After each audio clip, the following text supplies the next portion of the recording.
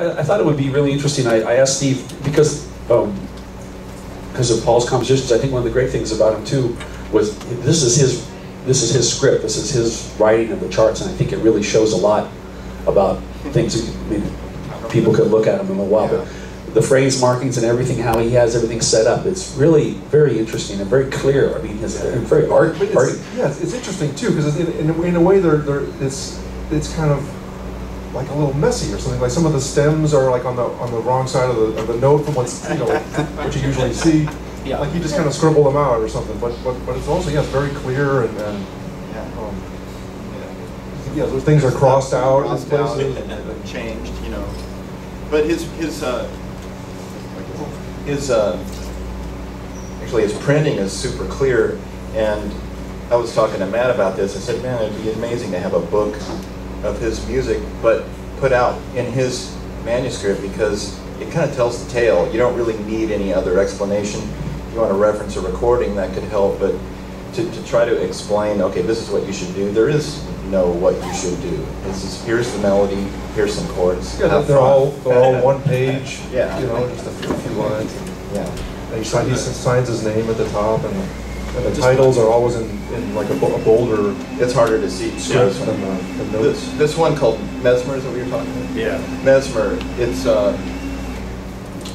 almost like an alpine lullaby or something. It's just this A major melody. It sounds, but I hear these tunes, like some of these tunes, like, man, I wish I wrote, or I feel like I heard it, in a previous life or something, I like that way it prints at the top of that one. Yeah, Conception Vessel, which was the title of the first album he did as a leader, right?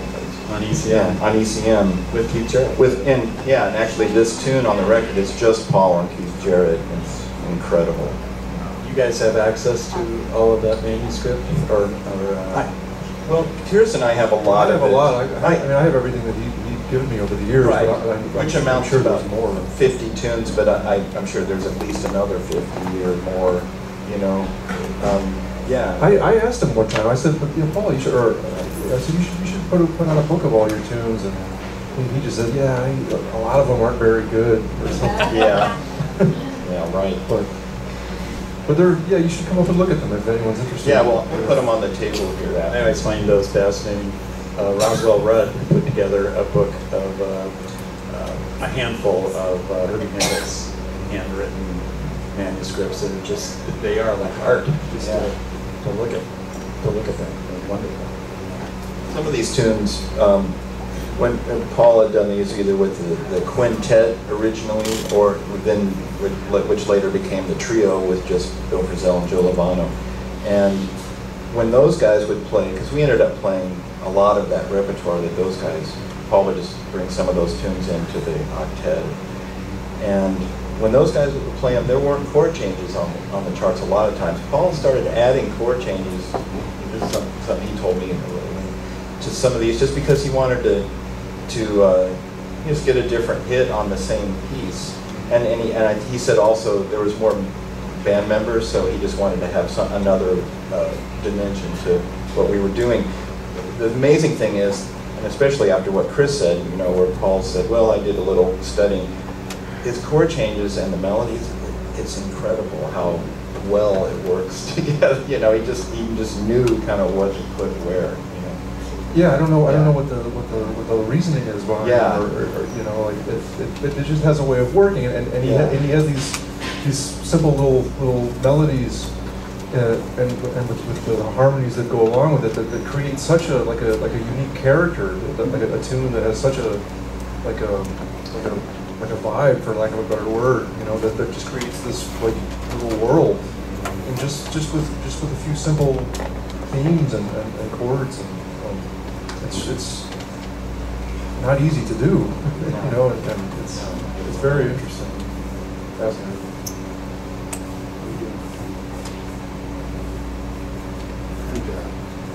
We have like 5 minutes supposedly. Anybody have any questions actually? I'm not sure that we can answer them. Yeah. Anything at all?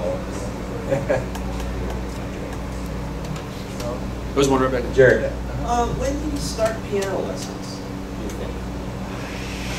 It was Repeat the question. well before. I think When did it he was. start piano lessons? I'm going to only guess, but I think this is a relatively close guess. It was after after the quartet with Keith Jarrett.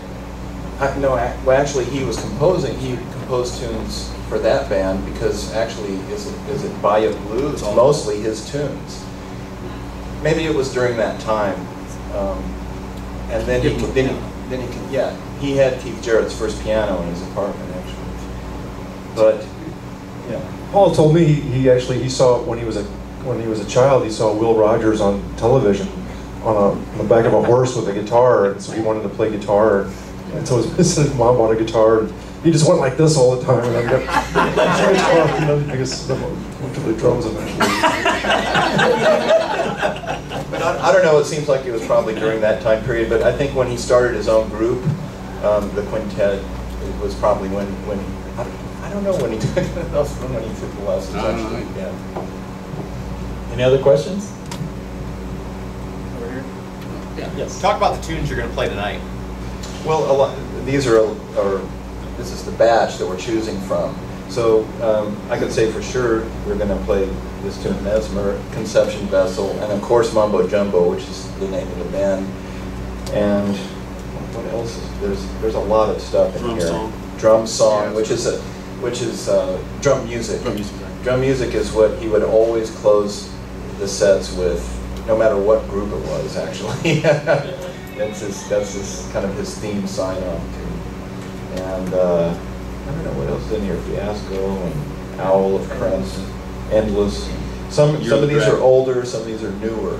Because I know Endless was written for when we did Garden of Eden, which was in '04. But these tunes span a lot. His whole writing kind of period of time.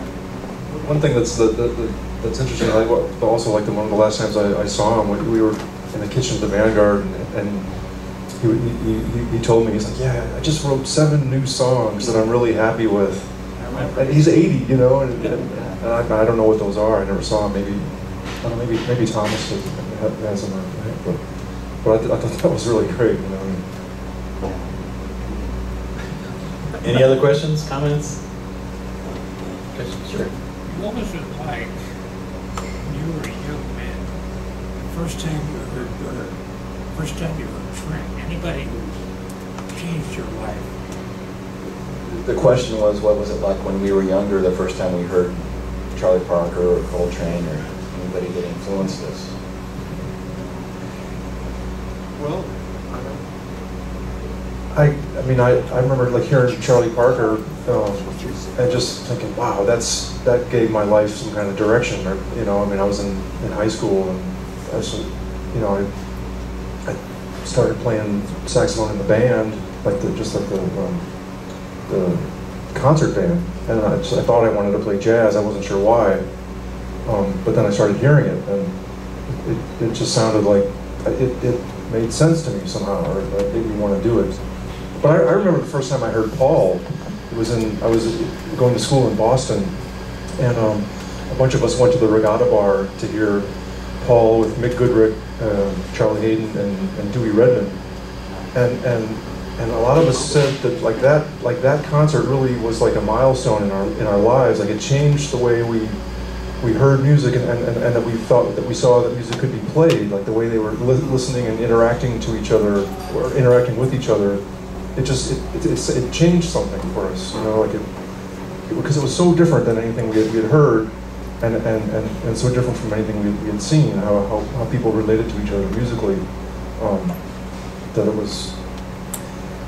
And I also remember I saw Paul play with Charlie Hayden and Brad Meldon and Lee Konitz, and I can remember like a few times in my life, like hearing music. I would also say this about a couple of times I've heard Wayne Shorter's group, where you hear music and it's more than music or something. It's like there's something that just completely like that you can't understand about it. That's undescribable, and it's just like dumbfounding or something, And it's not about the elements. It's not about the intervals or the scales or the notes or the chords. Just something else is going on. Something that can't be taught, or you can't learn, or that can't be explained, or something. And, it was just, and I remember like Charlie Hayden. I went up to Paul out in the break and was talking to him, and I remember Charlie Hayden coming off the stage, and he was like, "Man, I didn't know what was going on up there." I had that same exact experience with Paul at the old Iridium, where he was playing there with Paul Bley and Gary Peacock, and I lived pretty close to there at the time, and he said, "Yeah, you should come down."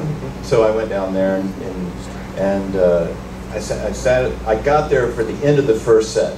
So I heard them play a couple tunes, and the last one was All the Things You Are, and it was amazing, and how they listened and played together. And so right when they went on break, Paul made a beeline to my tape, just kind of came over and sat with me, because that way he didn't have to talk to anybody else.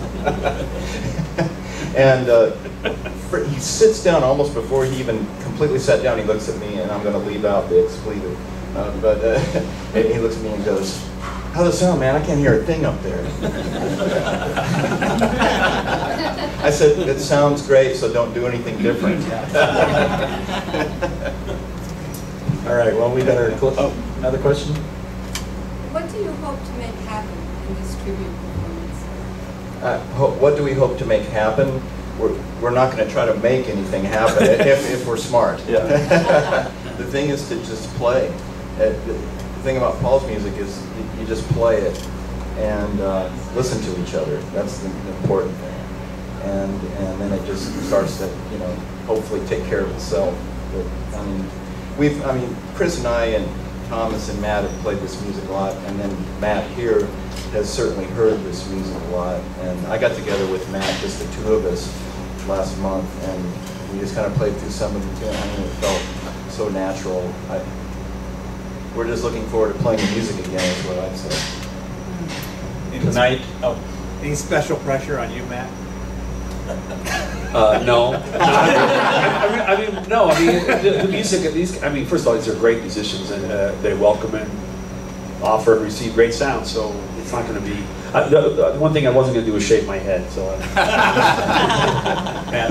Matt never feels pressure. No, I know it'll be, I think it'll be, It's not about that. No, it's really, and I think when you just look at this music, it welcomes you just to look at it and to hear it too. But some music just opens up a flow, and I think that's one of the things that he did really well. So I think the thing is to just keep the compositions of these great compositions out. But a lot of people have been recording them and everything, so it's been really nice. There's been like a bluegrass record made of them and all kinds of things. I think Yeah, Jeff Cosgrove. Yeah.